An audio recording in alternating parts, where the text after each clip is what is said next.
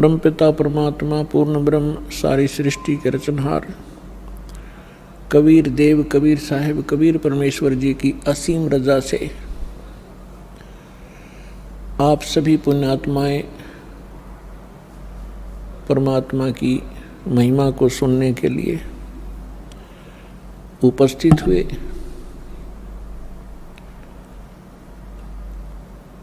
आपके पुण्य संस्कार, आपके पूर्व जन्म के शुभ कर्म बहुत ही अधिक हैं, अत्यधिक हैं, तभी आपको परमात्मा की शरण मिली है और ऐसे समय में आपका मानव शरीर है। ऐसे समय में परमात्मा ने यह समय पहले निर्धारित कर दिया था कि जिस समय 5500 वर्ष कलयुग बीत जाएगा तब मैं अपना एक दास भेजूंगा। वैसे तो परमात्मा ने कहा है कि मैं स्वयं आऊंगा। परमात्मा स्वयं ना आए, अपना दास भेज दिया। प्रधानमंत्री स्वयं ना आवे हिसार में अपना कोई रिप्रेजेंटेटिव भेज दे तो एक का बात समझनी चाहिए, उसमें और प्रधानमंत्री में कोई अंतर नहीं होता। वो प्रधानमंत्री की सब पावर युक्त होता है और एक प्रांत को उस रिप्रेजेंटेटिव द्वारा मिलने वाली राहत पर्याप्त होती है। 600 वर्ष पहले परमात्मा ने अपनी प्यारी आत्मा धर्मदास जी को बताया था। पुण्यात्माओं, परमात्मा का विधान है कि वो अच्छी आत्माओं को मिलते हैं, उनको अपनी जानकारी देते हैं, अपने गवाह बनाते हैं। इस समय के लिए परमात्मा इस कलयुग के प्रारंभ में आए थे, प्रथम चरण में, और परमात्मा ने कलयुग को 3 चरणों में बांटा है।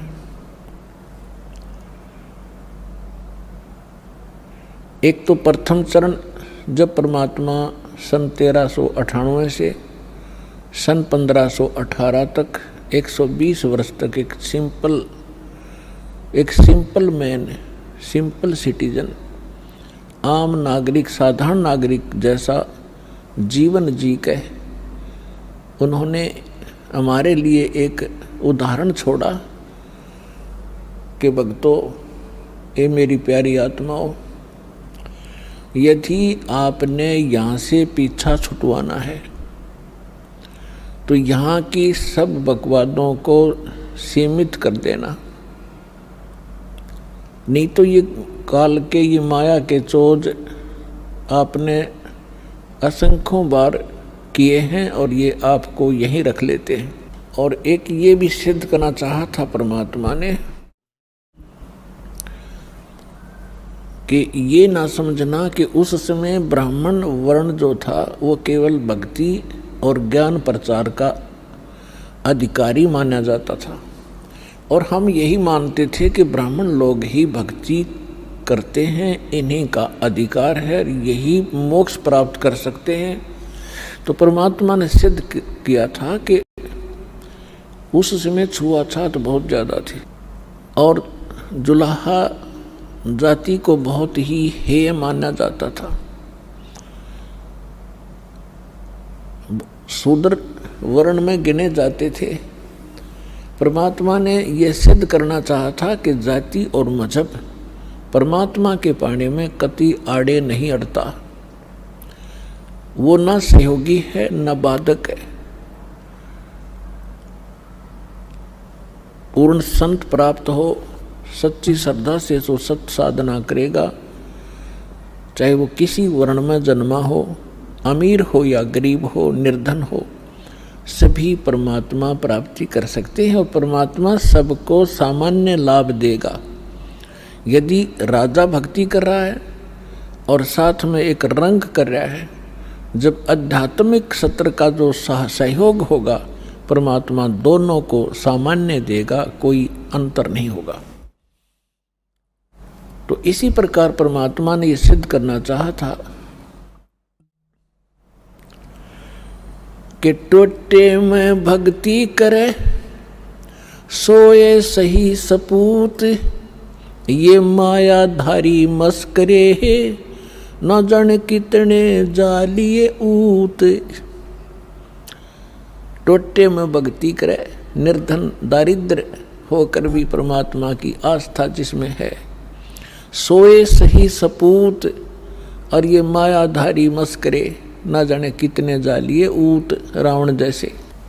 और परमात्मा कहते हैं राजा हो भावे रंक हो, निर्धन हो या धनवान हो, इंसान हो, स्त्री या पुरुष हो, परमात्मा प्राप्ति कर सकता है यदि उसको सतगुरु मिल जाए। तो पुण्यात्माओं, आप उन पुण्यात्माओं में से हैं जो आपको सतगुरु भी मिल गए। अब यदि अब भी पार नहीं होगे तो फिर आपकी अपनी नालायकी होगी, परमात्मा ने रजा में कसर नहीं छोड़ी। तो पुण्यात्माओं, ये समय बहुत पहले निर्धारित किया था परमेश्वर ने, और काल ने अपना जाल फैलाया था। जब कबीर परमेश्वर से धर्मदास जी ने पूछा कि हे दीनदयाल, आपने जो कथा सुनाई है सृष्टि रचना की, और इसको सुनकर तो ऐसा लगता है कि हम महाअपराधी और कमीने जीव हैं। हम भरी थाली का ठोकर मार के सुख सागर को छोड़ के इस गंदे तालाब में, इस ओछे जल में आ गिरे। आपके साथ हमने बहुत चीटिंग करी। हे दीनदयाल, आपने कैसे रहम किया हमारे ऊपर, आपने फिर भी असंभाले। कितने दयालु हो आप, हमने कैसा जुल्म किया आपके साथ विश्वासघात किया। तब परमात्मा ने कहा कि धर्मदास, माता पिता के पुत्र या पुत्री कितने निकम्मे हो जाएं, फिर भी वो चाहता है कि ये कभी सुधर जा और मेरे पास आ जाएं तो मैं इनको सर्व लाभ दूँ। अब ये सभी मेरी आत्मा है, मेरे से उत्पन्न है, मेरे शरीर से निकली है। परमात्मा ने अपने वचन से सभी की उत्पत्ति की है। अब हम परमात्मा के पेट से बाहर आए हैं, और जो भी माता अपने बच्चे को, बेटा या बेटी को जन्म देती है, उसको कितने प्यारे होते हैं। दास ने देखा एक माई का पुत्र बिल्कुल जन्म से अपाहिज था, लाल गिरती रहती थी, ऐसे बांगा टेढ़ा मुख था, और वो माँ उसको इतना प्यार करती थी, लाड करती थी, उसकी लार धो के और चूमती थी, प्यार करती थी। तो पुण्यात्माओं, हम उस परम पिता की आत्मा है जो हमारे लिए भटक रहा है। हम कितने निकम्मे हैं, कितने नालायक हो गए, फिर भी उसके हृदय में हमारी न्यारी कसक है। हमने क्या गलती की थी, ये सृष्टि रचना के द्वारा आपको बहुत बार बता रखी है। आज विषय दूसरा है, इस करके थोड़ा सा हिंट देंगे। जिसमें परमात्मा ने सतलोक, अलखलोक और ऊपर के अगम और अनामी लोक सभी उत्पन्न कर दिए अपने वचन से अजर अमर। और परमात्मा ने सबसे पहले 16 पुत्रों की उत्पत्ति की, उससे पहले 16 द्वीप उत्पन्न किए, उनमें सबको रहने को कहा। उनमें से एक पुत्र अचिंत था, उससे कहा कि आप सृष्टि रचना करो। शेष उसको अपनी सामर्थ्य का आभास कराना था कि तुम कितने सक्षम हो और क्या कर सकता है प्राणी परमात्मा के अतिरिक्त। तो उसने अपने वचन से अक्षर पुरुष की उत्पत्ति की। श्रीमद् भगवद गीता अध्याय नंबर 15 के श्लोक नंबर 16 और 17 में 3 पुरुष हैं, सरपुरुष, अक्षर पुरुष और उत्तम पुरुष है तो अन्य। उसको परम अक्षर पुरुष यानी परम अक्षर ब्रह्म कहते हैं, जो श्रीमद् भगवद गीता अध्याय नंबर 7 के श्लोक 29 में गीता ज्ञानदाता कहता है कि अर्जुन, जो व्यक्ति जरा और मरण से छूटने के लिए ही प्रयत्नशील हैं, उससे मोक्ष पाना चाहते हैं वृद्धावस्था से और मृत्यु से, वो उस तत्परम से परिचित हैं, संपूर्ण अध्यात्म ज्ञान से परिचित हैं और सब कर्मों से वो वेल नोन है।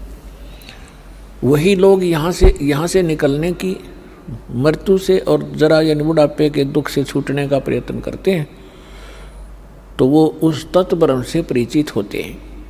अर्जुन ने 8वें अध्याय के प्रथम मंत्र में पूछा कि वो तत्ब्रह्म क्या है। गीता ज्ञानदाता ने 8वें अध्याय के 3रे श्लोक में कहा कि वो परम अक्षर ब्रह्म है। यानी गीता ज्ञानदाता से अन्य है वो समर्थ शक्ति। तो 15वें अध्याय के गीता जी के 16 और 17 श्लोक में 3 पुरुष हैं, सरपुरुष, अक्षर पुरुष, और 17वें श्लोक में कहा कि उत्तम पुरुष है तू अन्य है। इन दोनों से, सरपुरुष और अक्षर पुरुष से, वो श्रेष्ठ परमात्मा, उत्तम पुरुष, पुरुषोत्तम तो कोई और है, और वही तीनों लोकों में प्रवेश करके सबका धारण पोषण करता है। वो वास्तव में अविनाशी परमेश्वर है। तो अचिंत ने अक्षर पुरुष की उत्पत्ति की, और अक्षर पुरुष वहाँ एक सरोवर है, मान सरोवर, अमृत से भरा हुआ, उसमें जाके सो गया, गहरा चला गया। वहाँ श्वासों से जीवन नहीं है। काफ़ी समय तक वो बाहर नहीं आया। आपको थोड़ी सी सृष्टि रचना का हिंट देकर आज का जो विषय है वो फिर चलेगा। अचिंत ने देखा अक्षर पुरुष सरोवर के अंदर गहरी निद्रा में सो रहा है, और अक्षर पुरुष के बिना अचिंत सृष्टि नहीं कर सकता। तब उसने अर्ज की कि अक्षर पुरुष निद्रा में है, प्रभु मैं कुछ नहीं कर पा रहा हूँ। तब परमात्मा ने कहा कि बेटा तुम कर भी नहीं सकते, ये तुम्हारे को थोड़ा सा एक झटका दिया है, कहीं तुम बीच में टांग अड़ा लेते। परमात्मा ने ये सिद्ध कर दिया कि समर्थ का काम समर्थ ही कर सकता है, और दूसरा कोशिश करेगा तो वो मार ही खाएगा। तब परमेश्वर ने उसी सरोवर से थोड़ा सा जल अपनी आचमन में लिया, अपनी शब्द से उसको अंडा बना दिया। अंडे में अपने वचन से, अपने ही अंदर से एक आत्मा उसमें प्रवेश कर दी।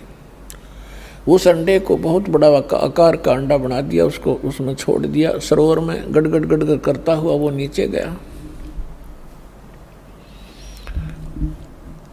तो उसकी गड़गड़ाहट सुन के अक्षर पुरुष की निद्रा खुल गई। और किसी को कच्ची निद्रा से जगा दिया जाए तो उसमें थोड़ा सा क्रोध होता है। उसने क्रोधवश उसको देखा कि किसी ने मेरी निद्रा भंग कर दी, तो वो कोप उस अंडे पर टकराया, उससे अंडा फूट गया। उसमें से ये सरपुरुष निकला, सरपुरुष।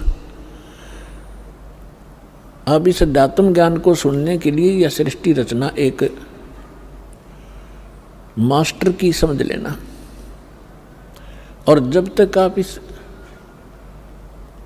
सृष्टि रचना से परिचित नहीं होगे तब तक आप अध्यात्म का कोई सिर पैर नहीं समझ सकते। प्रथम बार कोई सुनेगा उसको ऐसा लगेगा जैसे दंत कथा बनावटी कहानी है। वो अंडा फट जाने से उसमें से सरपुरुष निकला, ज्योति निरंजन, जिसको काल भी कहा जाता है, जो 21 ब्रह्मांड का स्वामी है। तब परमेश्वर ने कहा कि तुम दोनों बाहर आओ। वो दोनों बाहर आ गए। उनसे कहा कि जाइए आप अचिंत के द्वीप में रहो।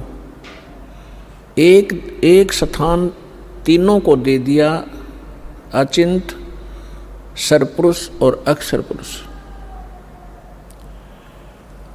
उसके पश्चात परमेश्वर ने स्वयं शेष रचनाएं की और हम सभी आत्माओं को अपने वचन से उत्पन्न कर दिया। असंख्य जितने भी यहाँ चींटी, मच्छर, मक्खी, सूक्ष्म जीव जो दिखते भी नहीं, दूरबीन से देखे जा सकते हैं, हाथी, देवता, ये सभी प्राणी परमात्मा ने अपनी वचन से उत्पन्न करके, ये सभी आत्माएं ऊपर रहा करती थी, हम सभी की वहाँ सृष्टि थी, परिवार था। और बहुत सुंदर महल, बड़े बड़े बगीचे, प्रत्येक के महल के आसपास बहुत सुंदर आगे पार्क हैं, फल फ्रूट वहाँ पर लदपद रहते हैं, मेवा लदपद रहती है, सदाबहार वृक्ष हैं, सदाबहार बाग बगीचे हैं। तब परमात्मा ने हम सबको उत्पन्न किया, हम अलग अलग रहने लगे और हमारा वहाँ पर एक परिवार बन गया। जैसे आपका यहाँ परिवार बन गया, ऐसे वहाँ भी आपका ऐसे सुंदर परिवार था। प्यार से रहते थे, कोई तकलीफ नहीं, किसी वस्तु का अभाव नहीं, कोई काम नहीं। तो फिर कुछ समय के उपरांत, काफी समय बीत गया था, तो इस ज्योत निरंजन सरपुरुष के मन में एक खुरापात उत्पन्न हुआ।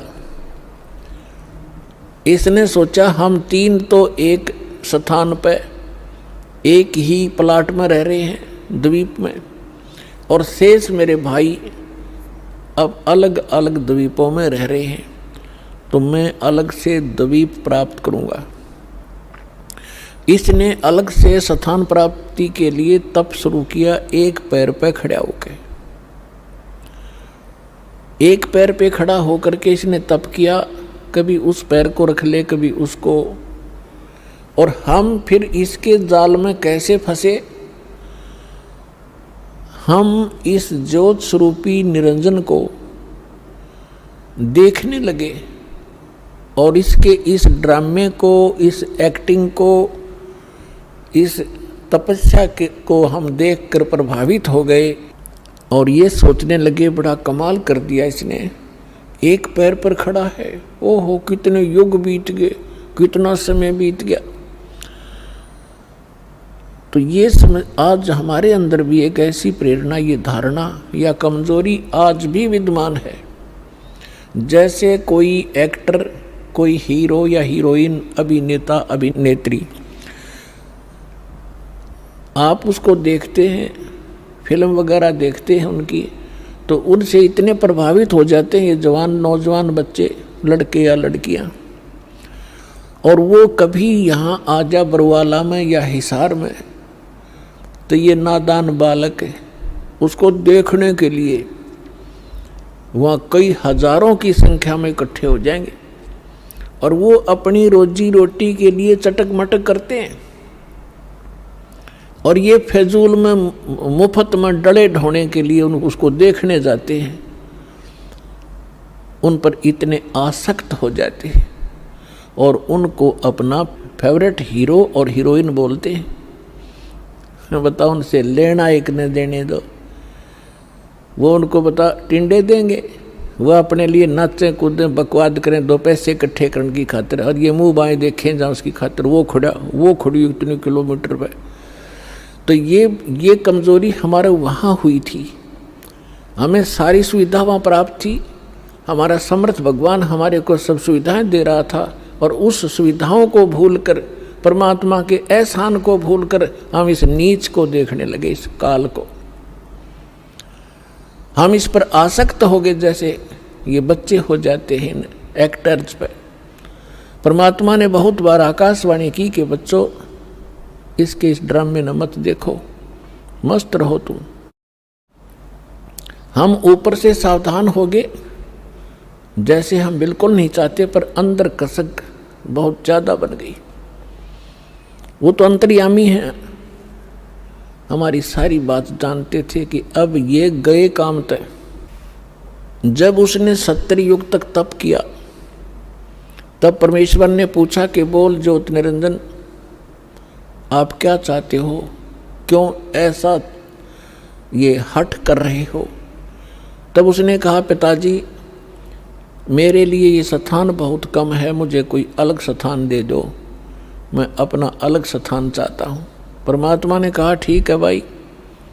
तब से राज मदमानम और जन्म तीसरे शुक्र सवानम, तेरे इस तप के कारण मैंने तुझे 21 ब्रह्मांड का राज दे दिया। जैसे एक धनी पिता अपने पुत्र को उसके हिस्से के 21 प्लाट दे दे खाली। अब उन ब्रह्मांडों को पाकर ये कभी उसमें जा रहा है, कभी उसमें कूद रहा है, सारा नाच कूद कर इसने सोची कि इसमें कुछ कंस्ट्रक्शन भी चाहिए। अब वो समर्थ है, सबका सब सारे मटेरियल उस परमात्मा से उपलब्ध हो सकते हैं। इसने फिर तपस्या की, 70 युग फिर तप किया। हम फिर भी इसको बहुत ज़्यादा चाह रहे थे, ऊपर से सावधान थे पर अंदर से कसक गजब की थी। तब परमेश्वर ने पूछा, भी बोल क्या चाहता है ज्योति निरंजन, अब तुझे और क्या चाहिए? तब इसने कहा कि भगवान परमात्मा, हे पिताजी, मेरे लिए मुझे कुछ कंस्ट्रक्शन करने का मटेरियल सामग्री दे दो। तब परमात्मा ने इसको 5 तत्व और 3 गुण दे दिए और कहा, ले बेटा खेल खिलौनों से। इनको पाकर के इसने फिर सोचा कि अब मैं इसमें कंस्ट्रक्शन भी कर लूँगा और फिर ये यहाँ मुझे अकेले का दिल लगे नहीं, इसके अंदर कुछ प्राणी चाहिए। इसने फिर से हठ योग शुरू किया। जब इसने तीसरी बार 64 युग तप किया तब परमात्मा ने पूछा कि बोल ज्योति निरंजन, तू क्या चाहता है? तो जो तूने मांगा मैंने दे दिया, अब क्यों हठ कर रहा है? तब इसने कहा कि प्रभु, हे परमेश्वर, हे पिताजी, मेरा अकेले का दिन नहीं लगता, कुछ आत्मा मुझे दे दो। परमेश्वर ने कहा कि देखो भाई, इस और तपस्या के लिए तू कुछ और मांग सकता है, अन्य तेरे को ब्रह्मांड दे दूंगा, लेकिन आत्मा नहीं दे सकता, क्योंकि ये मेरे अंश हैं और तू इनको घना दुखी कर देगा और मेरे से देखे नहीं जाएंगे फिर ये। तब इसने कहा था, नहीं पिताजी, मैं सत्य का राज करूँगा, जो जैसा कर्म करेगा मैं वैसा ही फल दूंगा, मैं कोई अत्याचार अन्याय नहीं करूँगा। परमात्मा बोले, भी पर एक बात है, यदि कोई सब इच्छा से तेरे साथ जाना चाहता है तो मैं अलाउड कर सकता हूँ, नहीं तो मैं नहीं भेजूंगा अपनी आत्मा को, चाहे तू कुछ भी कहे। तो हम पहले से ही जो यहाँ आकर फंस गए, गधे कुत्ते सुअर मच्छर माखी सांप बिच्छू बनकर धक्के खा रहे हैं, हम पहले से इस पर आसक्त थे। जब ये हमारे पास आया, इसने कहा कि मैंने पिताजी से ऐसे ऐसे 21 ब्रह्मांड प्राप्त किए हैं, उनमें ऐसे ऐसे बाग बनाऊंगा, उनमें स्वर्ग बनाऊंगा, ऐसे ऐसे झरने बनाऊंगा, हीरे पन्ने जवाहरात के पहाड़ बनाऊंगा, तो क्या तुम मेरे साथ चलोगे? हम तो पहले ही आसक्त थे। हमने कहा कि यदि पिताजी आज्ञा दे देंगे तो हम चल पड़ेंगे, हम तैयार हैं। इसने पिताजी के पास, परमेश्वर के पास जाकर कहा कि हे भगवान, कुछ आत्माएं मेरे साथ चलने को तैयार हैं। तब परमात्मा ने कहा कि ऐसे नहीं, मेरे सामने स्वीकृति जो करेगा मैं उसको भेज सकता हूँ।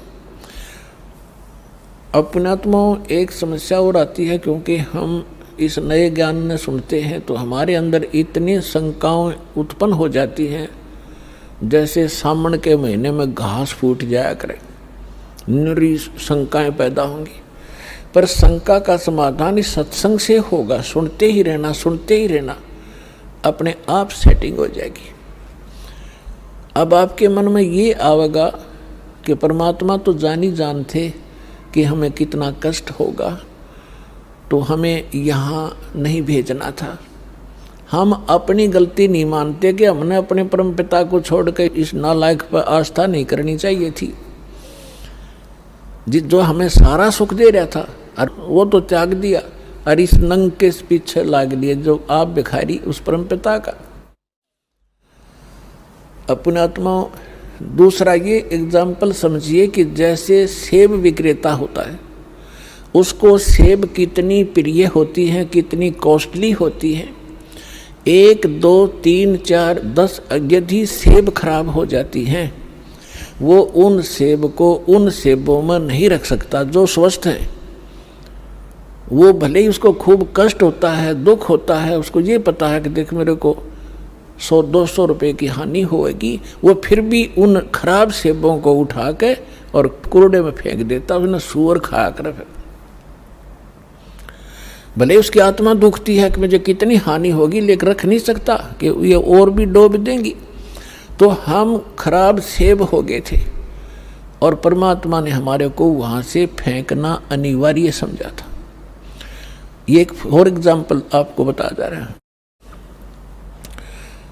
अब परमात्मा ने हमारे से आकर पूछा कि बोलो भाई कौन जाना चाहता है इसके साथ।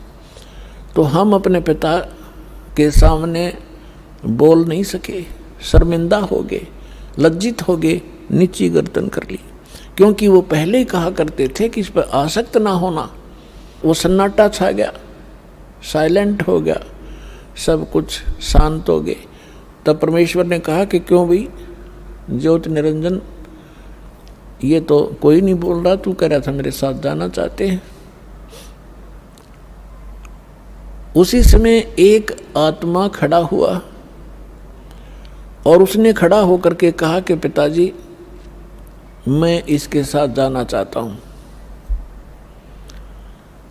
अब बाकी हमने सोचा कि यू एकला एक वहां सारी लूट लेगा और हम रह गए पाछे। तो हम भी फिर खड़े हो गए, दोनों हाथ ऊपर ने कर लिए। सारे के सारे जितने असंख्यों अनगिन जीव यहाँ आ फंसे। तब परमात्मा ने कहा ठीक है भाई, जो जिसने हृदय से स्वीकृति इसकी की है उसको मैं इसके साथ भेज दूंगा, लेकिन आप जाइए अपने ब्रह्मंडों में, मैं इनको वहाँ भेजने का तरीका दूसरा अपनाऊंगा। तो परमात्मा ने क्या किया कि जिस आत्मा ने सबसे पहले स्वीकृति दी थी उसका एक युवा लड़की बना दिया अपने वचन पे, और उसके अंदर हम सभी प्राणियों को सूक्ष्म रूप बनाया और सूक्ष्म बना दिया हमारा स्वरूप, और सभी को अपने वचन से उस लड़की के शरीर में प्रवेश कर दिया। अपनात्मा, अब वैज्ञानिक तरीके से आप अच्छी तरह समझ सकते हो कि हमारे ब्लड के अंदर कितने जीवाणु हैं। 1 ग्राम ब्लड के अंदर 40-40 लाख जीवाणु, ये डॉक्टर लोग बताते हैं कि इतने बैक्टीरिया हैं, इतने फलाने हैं। तो इसको समझने में कति देर नहीं लगेगी। तो इसी प्रकार परमात्मा ने उस लड़की के शरीर में हम सभी को सूक्ष्म बनाकर प्रवेश कर दिया। अब वो लड़की कौन है? ये अष्टंगी है, दुर्गा है, और हम सभी उसमें प्रवेश कर दिए। अपने पुत्र सहजदास को जो परमात्मा ने सबसे पहले 16 वचन से उत्पन्न किए थे, उनको ही वो विशेष वहाँ की व्यवस्था के लिए प्रयोग करते हैं। तो सहजदास को कहा कि जा इस अपनी बहन को ले जा और इस ज्योति निरंजन के पास उसके ब्रह्मंडों में छोड़िया, और उसको बता देना कि मैंने इस लड़की को, बेटी को एक वचन पावर दे दी है, जितने जीव वो कहेगा या उत्पन्न कर देगी वचन से, और जितनी आत्माओं ने तुम्हारे साथ जाना चाहा था इसके शरीर में प्रवेश है। सहजदास ने जाके सब कथा सुना दी और लड़की को छोड़कर वापस आ गया। अब इस ज्योति निरंजन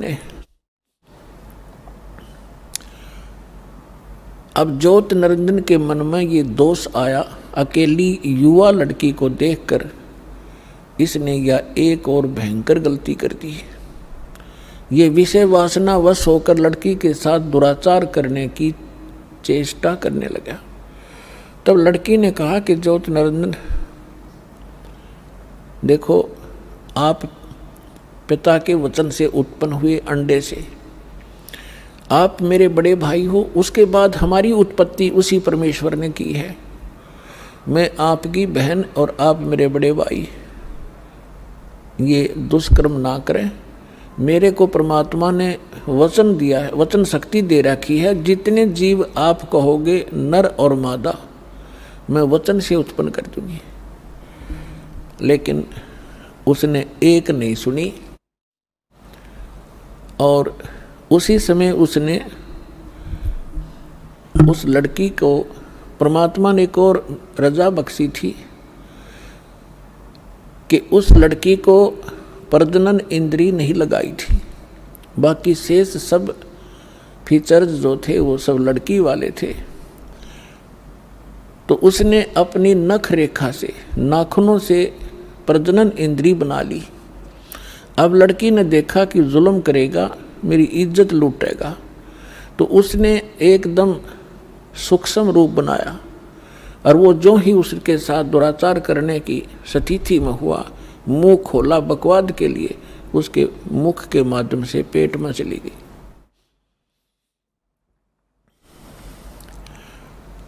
और वहां जाकर के उसने पुकार किया कि हे पिताजी मेरी रक्षा करो, मेरे साथ इसने ऐसा दुर्व्यवहार किया। परमात्मा को पता था कि तुमने यही टिंडे देगा यूं, उनको पहले ही मालूम था। हो गया शुरू ड्रामा इसका।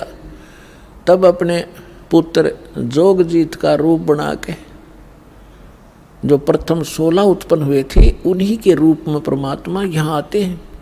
और उसके लोक में भी जोगजीत रूप बनाकर गए थे। और वहाँ प्रकट होकर के कहा कि ज्योति निरंजन सुन दे अब वचन परमात्मा का, तूने एक महान दोष कर दिया इस सच्चे लोक में। और ऐसे सच्चे लोक में ऐसे जुल्म करने वाले को ये दंड लगता है, ये दोष लगता है, अपराध लगता है, उसको एक रोग लगता है। आज से तेरा नाम काल होगा। लड़की को तूने बदतमीजी से दुखी किया और तेरे पेट में ये चलेगी, तूने इसको निगल लिया। और 1 लाख मानव शरीरधारी प्राणी तू डेली खाया करेगा और 1.25 लाख उत्पन्न किया करेगा। उसके पेट को चाक किया परमात्मा ने अपने नाखून से, लड़की को बाहर निकाल दिया और कहा कि आज से तुम यहाँ नहीं रहोगे, इन 21 ब्रह्मांड को लेकर तुम दोनों यहाँ से चले जाओ मेरी आंखों के सामने से। अब ज्योति निरंजन ने बहुत फिर बाद में अपनी गलती का आभास भी हुआ और कहा भाई मुझे माफ़ कर दे, पिता से मुझे क्षमा करवा दे। वो अपना भाई समझ रहे थे, जोगजीत समझ रहे थे वो स्वयं परमात्मा। तब परमेश्वर ने कहा कि बस और फालतू बात मत करे और यहाँ से अति शीघ्र निकल जा। इतना ही कहा था, उसके 21 ब्रह्मांड विमान की तरह खिसक चले पड़े बहुत ही गति से। और सतलोक से 16 शंख कोश की दूरी पर आकर परमात्मा के विधान अनुसार ये यहाँ चक्कर लगाने लगे। 16 शंख कोश की दूरी पर सतलोक से ये हम यहाँ बैठे हैं। नील पद्म शंख, जैसे हम गिनते हैं ना 1000, 10,000, लाख, करोड़, 10 करोड़, अरब, 10 अरब, खरब, 10 खरब नील, 10 नील पद्म, 10 पद्म फिर शंख। तो ऐसे 16 शंख कोश, एक कोश के अंदर लगभग 1.5 मील होता है और 1 मील में लगभग 1.5 किलोमीटर होता है, यानी लगभग 3-3.25 किलोमीटर एक कोश में होते हैं। तो 48 शंख किलोमीटर की दूरी पर हम सतलोक से यहाँ आ गए, ये काल और ये दुर्गा। अब यहाँ करके इसने फिर वह बकवाद शुरू करी। लड़की ने फिर कहा कि ज्योति निरंजन देख, जुल्म ना करे। पहले तो मैं तेरी बहन, तू मेरा बड़ा भाई, फिर मैं तेरे पेट से बाहर आई, तेरी बेटी होगी, और ये दोनों नाते पवित्र होते हैं, तो जुल्म ना करे। पर इसने एक नहीं सुनी और दुर्गा के साथ पति पत्नी व्यवहार किया और 3 पुत्र उत्पन्न किए। तीन पुत्र अष्टंगी जाए, ब्रह्मा विष्णु शिव नाम धराए। अपन आत्माओं यहाँ थोड़ा सा हिंट देंगे, क्योंकि आज का विषय एक बहुत ही अपने अपने स्तर का होगा। क्योंकि एक तो ये सिद्ध करना अनिवार्य है कि हम जिसकी शरण ग्रहण किए हुए हैं वास्तव में यो परमात्मा है कि नहीं। तो ये परमात्मा अपने द्वारा रची हुई सृष्टि को स्वयं ही ठीक ठीक बताता है, और उस परमेश्वर ने अपनी रचना को, अपनी सृष्टि रचना को आप ही आके बता। उत्पत्ति करनी आदमी नहीं था, ऋषि वह ऋषि, चाहे कोई कितना विद्वान पाक रहा था। फिर क्या हुआ, अब थोड़ा सा ये मौखिक बता के फिर आपको शास्त्रों में दिखाऊंगा, तब आपका विश्वास दृढ़ होगा। तब ये तीनों पुत्र उत्पन्न हो गए। इसने क्या कर रखा है, ये देखिएगा एक ब्रह्मांड है, ये एक ब्रह्मांड है। चित्र दिखाएंगे, इसका अंडे जैसी शेप है, एलिपिकल शेप है इसकी। ये देखिएगा, ये एक ब्रह्मांड का चित्र है। ये देखिए, ये एक ब्रह्मांड है इतना।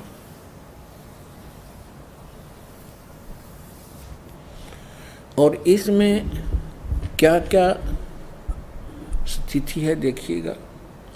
इसमें क्या है, नीचे के ये 7 लोक हैं, ये पाताल लोक है, और ये तलातल, महातल, वितल, अतल, सूतल, रसातल। ये पाताल लोक, ये पृथ्वी लोक, और ये शिव का लोक, ब्रह्मा जी का लोक, विष्णु जी का लोक, ये कोमन स्वर्ग और नरक, और ये इंद्र का लोक, स्वर्ग के राजा का लोक, ये धर्मराय का लोक जो न्यायाधीश है, ये मानसरोवर है, ये शपथपुरी सप्तऋषियों का अलग से नगरियां हैं, ये एक एक द्वीप है, और ये है ब्रह्मलोक। ये सारा ब्रह्मलोक है, इस ब्रह्मांड के अंदर ही ये ब्रह्मलोक है। और इस ब्रह्मलोक के अंदर इस काल ने एक और जाल फैला रखा है। एक ये तो महा इंद्र का द्वीप है, ये ब्रह्मलोक है जिसको महास्वर्ग कहते हैं। ये नकली सतलोक, नकली अलखलोक, नकली अगम और नकली अनामी लोक की रचना इस काल ने धोखा देने के लिए, जीवों को ये धोखा देने के लिए करवा रखी है। और ये दुर्गा का लोक है अलग से। ये समुद्र है शेष सारा, ये सब समुद्र है चारों तरफ, ये सारा समुद्र है। और यहाँ एक अलग से इसने गुप्त स्थान बना रखा काल ने, यहाँ कोई नहीं जा सकता इस काल की इच्छा बगैर। यहाँ इसने 3 स्थान बना रखे हैं, एक रजोगुण प्रधान क्षेत्र, एक सतोगुण प्रधान क्षेत्र, एक ये तमोगुण प्रधान क्षेत्र। पुण्यात्माओं, जैसे किसी कक्ष में, किसी मकान में, बिल्डिंग में, हाउस में 3 कक्ष हों और एक कक्ष में लगे हों ये अश्लील चित्र, और दूसरे में लगे हों साधु संत फकीरों के, महापुरुषों के, भक्तों के चित्र, और तीसरे में लगे हों शहीदों के, सूरवीरों के चित्र। तो जब व्यक्ति उन अश्लील चित्रों वाले कक्ष में प्रवेश करेगा, उनकी देखकर उन बकवादों को मन में उसी प्रकार के भाव नेचुरली रहेंगे, चाहे वो 2 घंटे रहे, चाहे 3 घंटे रहे, उनमें दृष्टि पड़ी ना और मन में वो दोष उत्पन्न हो गए, तो उसमें वो रजोगुण युक्त रहेगा। और जब सतोगुण प्रधान स्थान पर जाएंगे, जहाँ साधु संत फकीरों के, महापुरुषों के चित्र लगे हों, उनकी हिस्ट्री लिखी हो, तो वहाँ जाकर के उसमें अपने आप एक साधु जैसा स्वभाव बन जाता है। और तीसरे जहाँ सूरवीरों के, शहीदों के फोटो लगे हों, तो उनकी कथाओं से, उनके बलिदान को देखकर वैसा ही स्वभाव बन जाता है। इस काल ने ये जाल फैला रखे हैं। ये परमात्मा कबीर जी ने आके हमें बताया। अब भगवान बिना या इसकी जड़ ने कौन खोद है, ऐसा जाल फैला रखा ब्रह्मा विष्णु महेश को पता नहीं हमारा पिता कौन है। और उस परम पिता ने आके इनकी एक एक दाना दाना गिनवा दिया। तो इसने क्या कर रखा है कि जैसे ही बाप ने देखा, ये देखिएगा इस स्थान पर ये 3 ऐसे लंबे चौड़े क्षेत्र हैं। ये तो वैसे दिखा रखे आपको, ये बहुत हजारों किलोमीटर हजारों कोस का क्षेत्र है। इस क्षेत्र में ये रजोगुण प्रधान क्षेत्र है। तो ये क्या करता है, इसमें स्वयं ये ब्रह्मा का रूप बना लेता अपने पुत्र, जैसे ये ऐसा रूप, और अपनी पत्नी दुर्गा को रखता है सावित्री रूप में। इन दोनों के योग से, पति पत्नी व्यवहार से जो पुत्र उत्पन्न होता है वो ऐसी शकल का और इसी विचारों का बन जाता है। ये तब तक इसी में रहते हैं जब तक इसका जन्म ना हो ले, और फिर उसको वहीं परवरिश के लिए रख देते हैं, कोमा में रखते हैं। जब तक ये युवा नहीं हो जाते तो ये कोमा में रखते हैं और वैसे उनकी परवरिश जारी रखते हैं। उसके बाद फिर ये यहाँ आ जाते हैं सतोगुण प्रधान क्षेत्र में। यहाँ ये विष्णु रूप बना लेता है और अपनी पत्नी दुर्गा को ये लक्ष्मी रूप बना लेता है। इन दोनों के संयोग से जो पुत्र उत्पन्न होता है वो सतोगुण युक्त हो जाता है और इस जैसी ही शकल का बन जाता है। और यहाँ देखिएगा, और जब ये तमोगुण प्रधान क्षेत्र में जाता है तो वहाँ ये ऐसी वेशभूषा बना लेता है और दुर्गा को ये ऐसे पार्वती जैसी शकल बना कर वहाँ रखता है। इन दोनों के संयोग से जो पुत्र उत्पन्न होता है वो इस जैसी शकल का बन जाता है। फिर इन तीनों को ये कोमा में रख देता है और जब ये जवान हो जाते हैं, युवा हो जाते हैं, इन तीनों को इकट्ठा कर देता है। अब इससे पहले हम आपको परमात्मा कबीर जी द्वारा अपनी ये सारी हमारी सृष्टि रचना सुना रखी है और ब्रह्मा विष्णु महेश के कौन माता पिता हैं वो थोड़ा सा हिंट दूंगा। उसके बाद फिर आपको दिखाएंगे इन हमारे सदग्रंथों में जिनको हम शिरोधार्य मानते थे और सत्य ज्ञान युक्त पुराण, वेद, गीता, इनमें आपको रूबरू करेगा ये दास। तो परमात्मा को हम अशिक्षित मानते थे और ये कहा करते ये क्या जाने धानक दुल्हा, इसने संस्कृत आती नहीं, क्या जाने वेदों और गीता और पुराणों के गूढ़ रहस्यों को। अरे भगवान तो चींटी से लेकर हाथी तक की भाषा जानता है, वो सब प्राणियों की भाषा जानता है। अब ये सिद्ध भी कर देगा दास आपको कि उस परमात्मा ने कैसे रजा बख्शी। अपने आत्माओं, दास जो वचन बोलेगा ये सोच लेना 100% सच समझ लियो। अब ये जो इंस्ट्रूमेंट प्रोजेक्टर बनवाए हैं परमात्मा की देन है आप पुण्यात्माओं के लिए।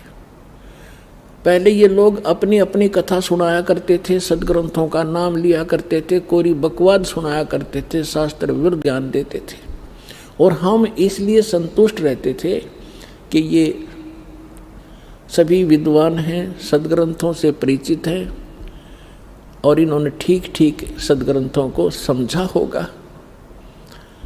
आज पता चलेगा ये किसे विद्वान थे, ये खाकी कक भी पता नहीं था इनको।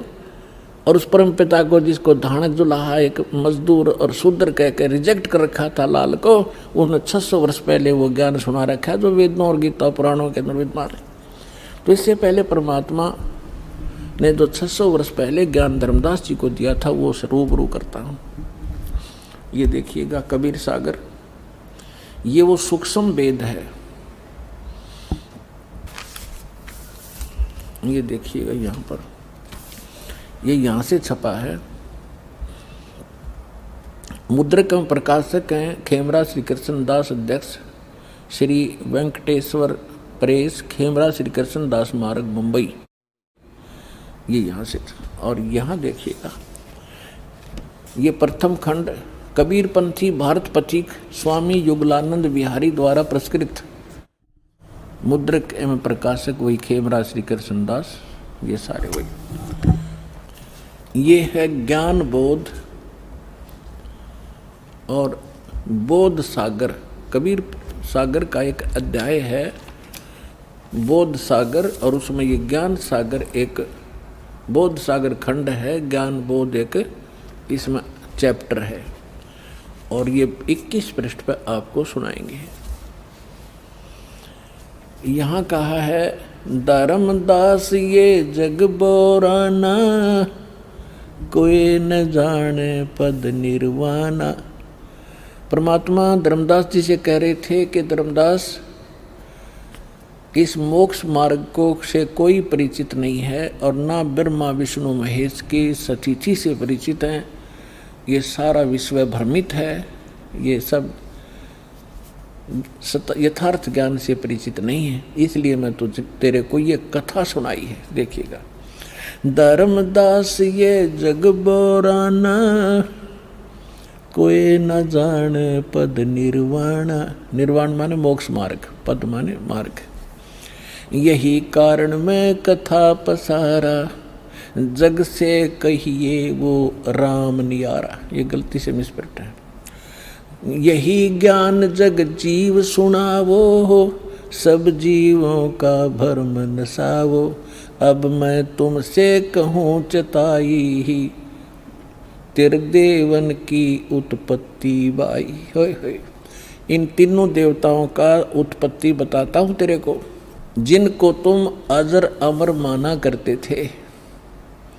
इनके कोई माता पिता नहीं, ये सर्वेश्वर हैं, ये अजर अमर हैं।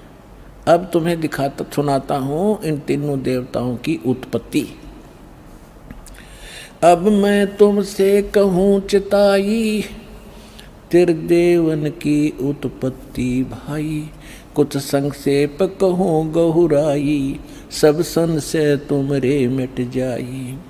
भरम गए जग वेद पुराना, आदि राम का वेद न जान्या।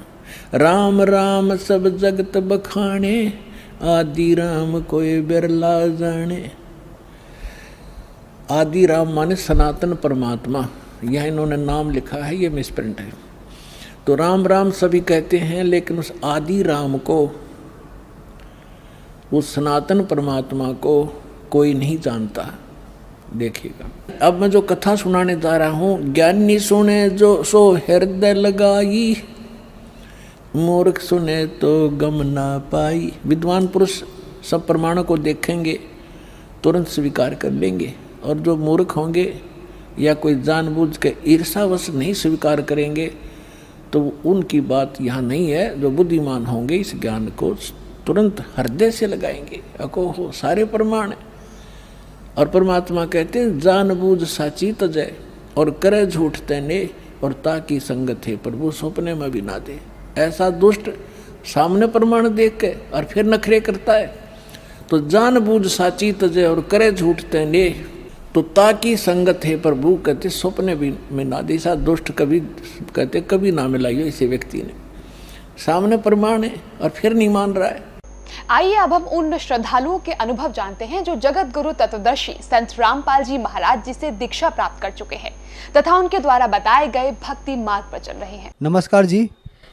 सर क्या नाम है बहन जी आपका? रितु दासी। बहन जी आप कहाँ से आई हैं?